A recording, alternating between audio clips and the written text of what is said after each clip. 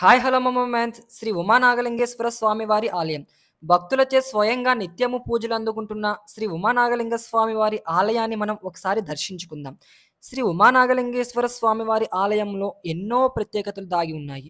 ఈ ఆలయము మనకి కృష్ణా డిస్ట్రిక్ట్‌లో ఉన్న ఏకైక ఆలయము. ఈ ఆలయము గుడివాడ బైపాస్ రోడ్‌లో ఉంటుంది. ఇక ఈ ఆలయం మనం అబ్జర్వ్ చేసుకుంటే ఆలయం సరౌండింగ్స్ మొత్తం చాలా అంటే చాలా అద్భుతంగా కనిపిస్తుంది. భక్తులు నిత్యము ఈ ఆలయాన్ని సందర్శిస్తూ స్వామివారికి స్వయంగా భక్తులచే అభిషేకించబడతారు ఇక్కడ ఉన్న స్వామివారు. అంతేకాదండి ఇక్కడున్న ప్రత్యేకత ఏంటంటే స్వయంగా స్వామివారికి నిత్యము ఎప్పుడైనా సరే మనం ఎళ్లి అభిషేకం చేయవచ్చు.